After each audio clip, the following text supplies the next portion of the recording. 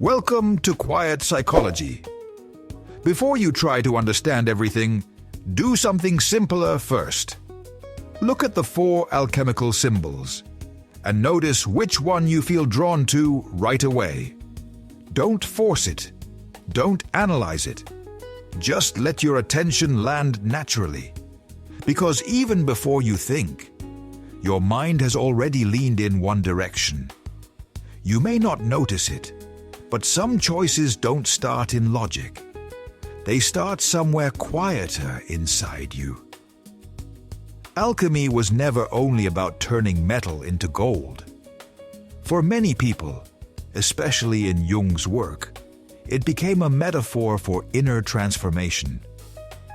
A way to speak about the soul when ordinary language feels too small. These symbols may look simple, but your psyche doesn't see them as simple.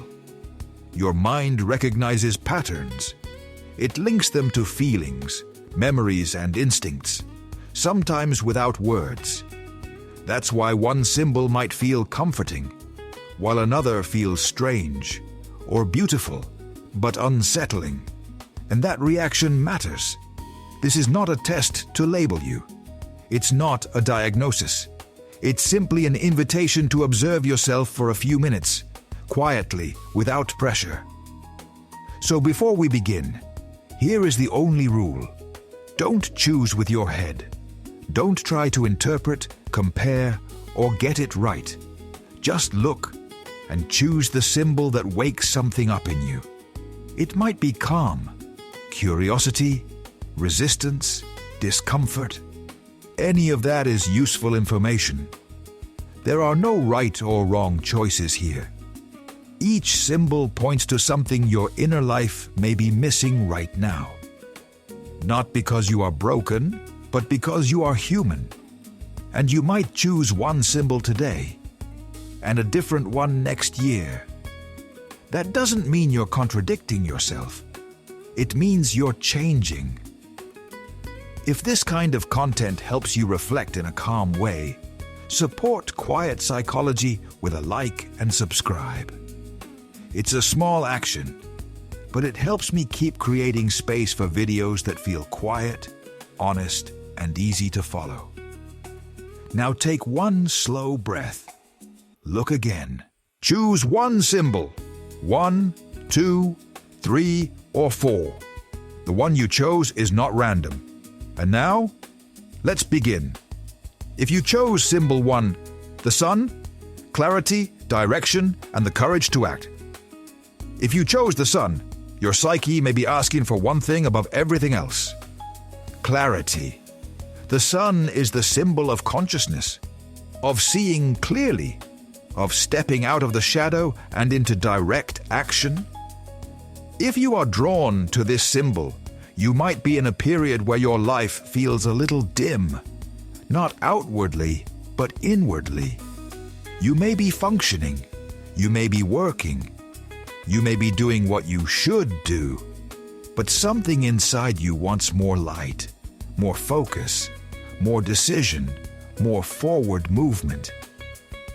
This choice often appears when someone has been living too long in hesitation. You may be carrying a quiet pattern of waiting to feel ready, waiting for certainty, waiting for the perfect moment. And while waiting can feel safe, it can also keep you stuck.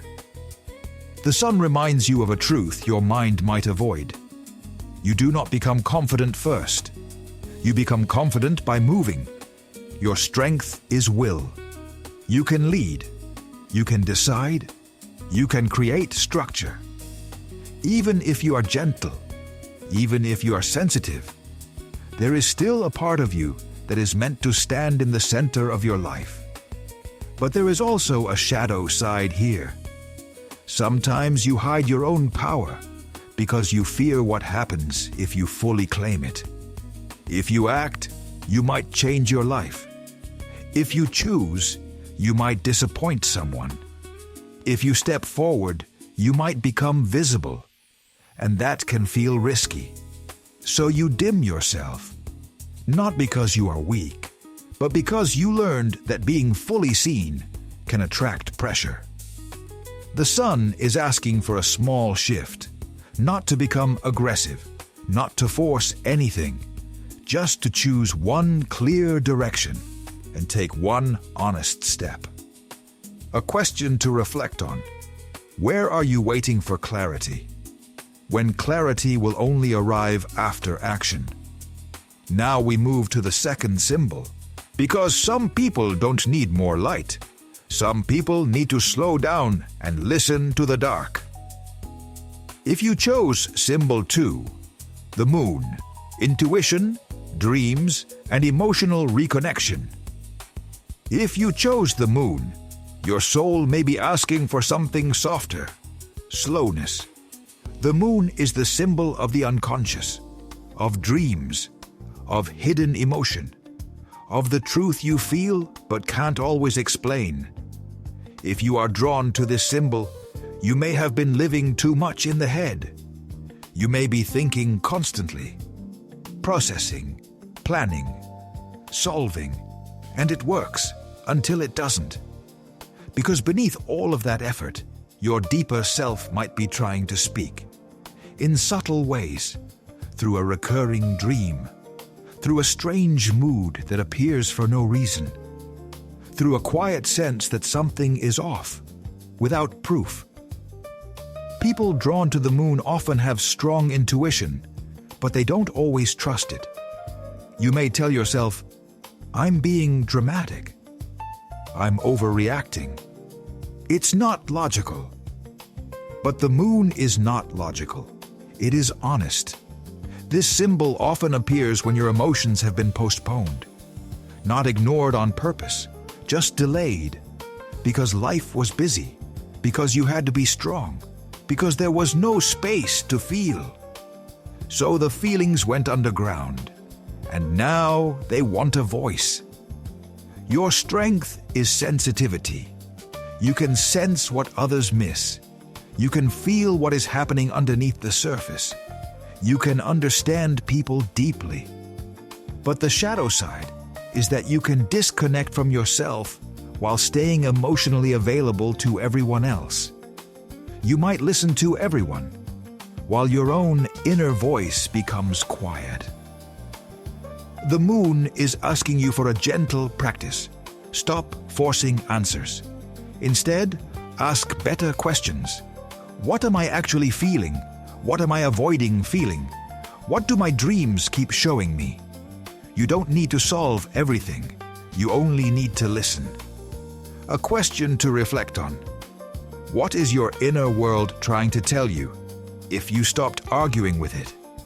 Now we move to the third symbol. Because after intuition, the psyche often asks for something grounding, something with roots. If you chose symbol 3, the tree, grounding, roots, and steady growth. If you chose the tree, your soul may be craving stability, not control. Stability. The tree is a symbol of growth, but not the kind that happens overnight. It grows slowly. It grows consistently. And it grows from roots you cannot see. If you are drawn to this symbol, you may have been living in too much mental air, too many thoughts, too many possibilities, too many open tabs in the mind. And your system is asking, can we come back to the body? This choice often appears when someone needs grounding, more routine, more rest, more connection to the physical world, food, sleep, movement, nature, not as a productivity trick, but as a way to feel real again. The tree also symbolizes belonging. Roots can represent family, origin, history, the place you came from. Sometimes this symbol appears when you are trying to grow forward, but a part of you is still untended behind you. There may be an old relationship that still affects you, a family pattern you keep repeating, a sense of disconnection from where you started. Not because you must return to the past, but because the past still lives inside you. Your strength is endurance. You can build something real. You can commit. You can create slow progress that lasts. But the shadow side of the tree is this. Sometimes you can feel stuck, not because you are failing, but because you're in a season of deep root work. And root work is invisible. It doesn't get applause. It doesn't look impressive. It looks like healing your nervous system, rebuilding self-trust, creating consistent habits, choosing stability over chaos. The tree is a reminder. You don't need to rush your growth. You need to support it. A question to reflect on. What would change in your life if you stopped chasing intensity and chose steadiness instead? Now we move to the final symbol. Because sometimes the soul is not missing clarity or intuition or grounding. Sometimes it is missing an ending. If you chose symbol 4, the ouroboros, cycles, endings, and the courage to complete. If you chose the ouroboros, your psyche may be speaking very clearly. You are in a loop. The ouroboros is the serpent eating its own tail, a symbol of cycles, repetition, and eternity. It can represent renewal, but it can also represent a pattern that refuses to end. If you are drawn to this symbol, you may recognize that feeling. The same relationships, different faces. The same mistakes, different situations. The same emotional story, again and again. And you may be tired, not because you don't try, but because the cycle has become familiar. And familiar can feel safer than unknown. People who choose this symbol often have strong self-awareness. You can see your patterns, but seeing is not the same as completing. You may understand what's happening and still feel unable to stop it, because part of you is still attached to what the pattern gives you. A sense of identity, a sense of control, a sense of predictability. Even pain can feel safer than change if it is consistent. The ouroboros appears when the soul is ready for an ending. Not a dramatic ending, a clean ending, a quiet completion. This could mean closing a chapter you keep reopening, forgiving something you keep reliving, leaving a space that keeps draining you, or finally choosing yourself when you always choose the loop. The message is not break everything.